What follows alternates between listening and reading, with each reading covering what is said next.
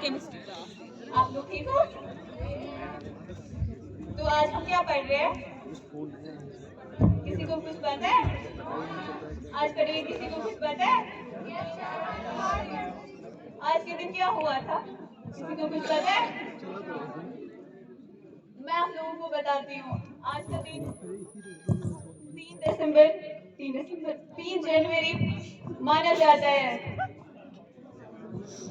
औरतों के लिए, क्योंकि औरतों के लिए बहुत ही खास दिन है। इस दिन एक ऐसी लेडी पैदा हुई थी जिसने औरतों की शिक्षा के लिए बहुत कुछ किया है। तो आप लोग उसको जानते हो? वो आपके एरिया की ही है, और ये ना महाराष्ट्र की सावित्रीबाई फुले। उसके बारे में कुछ सुना है? उसने कितना लड़ा है? तो हम आज उसके बारे में एक स्पीच देखते हैं, ठीक है? तो आप लोग अच्छे से समझ पाओगे इस दिन वो क्या कर रही थी और उन्होंने हमारे लिए क्या कुछ नहीं किया है, ठीक है? Okay system.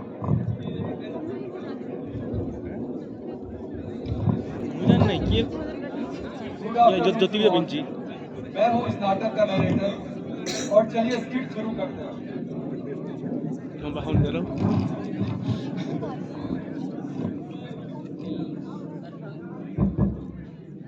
सावित्री को पढ़ते हुए देखकर उनकी आजी का विरोध। सावित्री, ये क्या कर रही है? तुम ये सब नहीं कर सकती। लेकिन क्यों आजी? हमारे लड़कियों के पढ़ना मना है। चलो इधर से। सावित्री को आजी ने कमरे में बंद किया। अगर इसका दरवाजा किसने खोला तो मुझसे बुरा कोई नहीं होगा।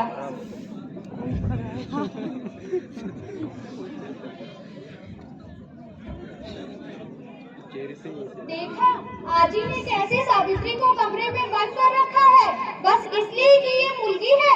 अगर ये मुलगा होती तो क्या आप उसे कमरे में बंद रखते? क्या आप उसे पढ़ने नहीं देते?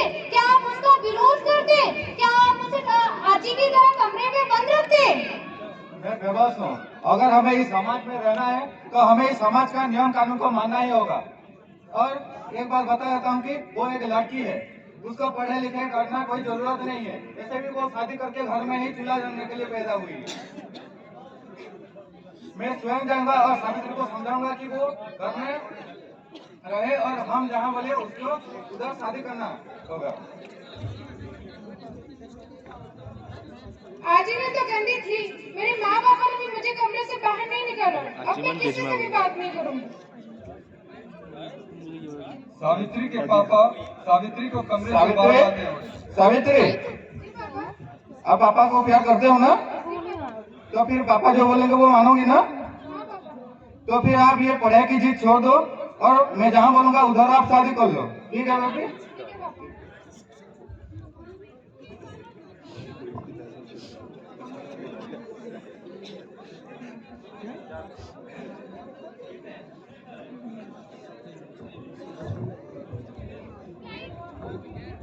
ज्योतिबा नाम का लड़का है जिससे हमारा सावित्री को शादी करना है। अगले हफ्ते में शुभ मुहूर्त है, उस शादी की तैयारी कीजिए। बेटा, तुम्हें पता है तुम्हारा विवाह तय हो गया है। अब तुम्हें नए कपड़े मिलेंगे, नए गहने मिलेंगे, तुम नए जाओगी। लेकिन माँ, मुझे तो पढ़ाई करनी थी ना। हमारा कर्तव्य है तुम्हारा विवाह करवाना। अब तुम ज्योतिबा के घर जाके ही वहाँ पढ़ाई करना, हम नहीं करवा सकते।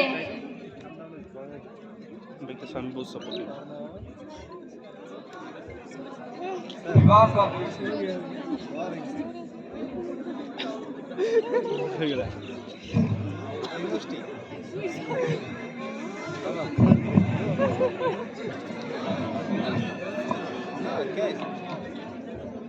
विवाह संपन्न हुआ।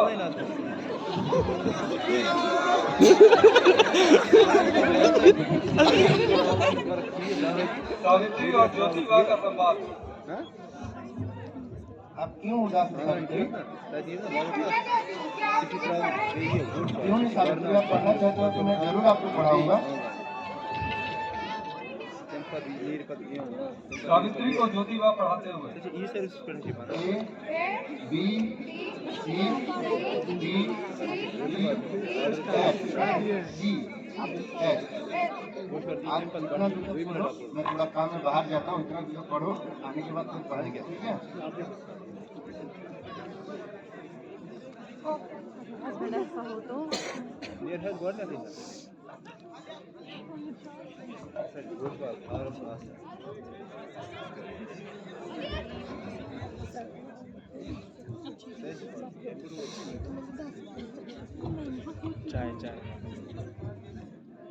आप इतना परेशान क्यों लग रहे हैं? हाँ, मैं बहुत परेशान हूँ। समाज का हालत देख के मैं बहुत परेशान हूँ।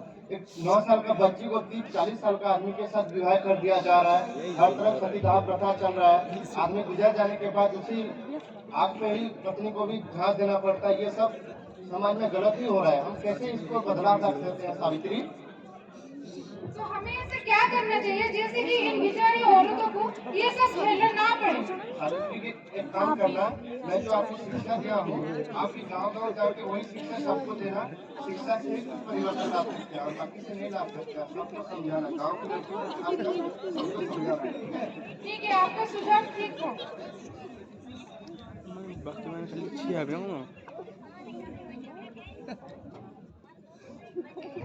सावित्री गांव की औरतों को समझाते हुए, अरे भाभी, आप अपनी मुर्गी को हमारे यहाँ पाठशाला में पढ़ने के लिए क्यों नहीं भेजते हो?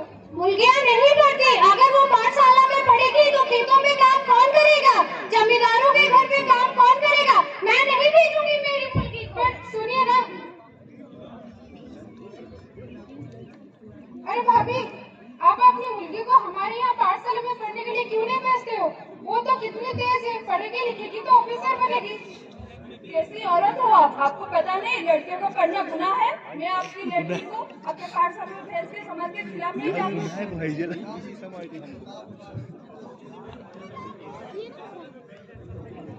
बच्ची, तुम तो पाठशाला में आ रहे थे ना पढ़ने के लिए, अभी क्यों नहीं आ रहे हो? नहीं, मैं और नहीं जाऊंगी। मेरे माँ बापा ने मुझे मारेंगे, मैं नहीं जाऊंगी। सावित्री के ऊपर गांव की औरतें गोबर फेंकते हुए और निंदा करते हुए, कैसी औरत है? गांव को बिगाड़ना चाहती है, समाज के खिलाफ जाना चाहती है। ऐसी औरतों को तो समाज में नहीं रहना चाहिए। हाँ, आप सही बोल रही हो।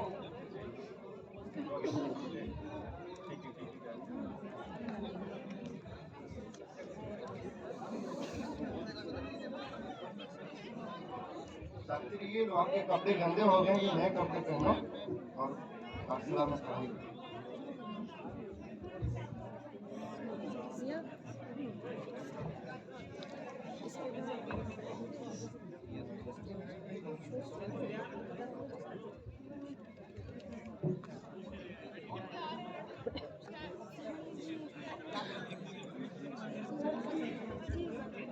सावित्री कुछ मुर्गियों को पढ़ाते हुए, आओ बच्ची, शिक्षा हमारा अधिकार है। विद्या हमें विनय देती है और विनम्र बनाती है। अगर हम शिक्षा हासिल करेंगे तो हम समाज में परिवर्तन ला सकते हैं। अगर महिलाएं शिक्षित होंगे तो महिलाओं के ऊपर जो भी अत्याचार हो रहा है, ये क्या कर रही हो? क्या आदर्श कर रही हो? क्या सर्वनाश कर रही हो? मुर्गियों का पैसा हम लोगों के समाज के खिलाफ है। तुम ऐसा कैसे कर सकती हो? रुको, वहीं रुक जाओ, मेरे पास मत आओ। हम आपके पास भी नहीं जाना चाहते क्योंकि हम सूरज हैं। हमारा किरण चारों तरफ हम फैलेंगे। ऐसी औरत की मुंह कौन लगेगा? मुझे नहीं लगता ऐसी औरत की मुंह। छोड़ो बच्ची, हम अभी पढ़ेंगे। अगर महिलाएं शिक्षित होंगे तो हमारे समाज में जो भी अत्याचार हो रहा है महिला के ऊपर, तो हम उसको रोक सकते हैं। ठीक है, आज के लिए उतना ही पढ़ेंगे। ठीक है। इस तरह से सावित्री ने सन 1948 में पहली महिला विद्यालय की स्थापना की।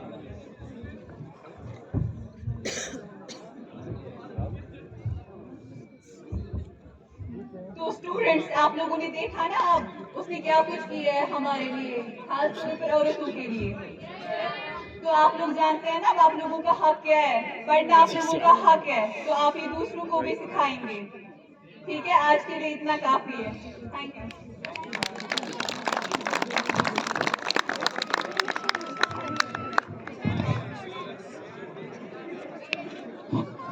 अरे भाई, पढ़ेगी औरतें तभी तो बढ़ेगा हमारा समाज। गो गेट एजुकेशन।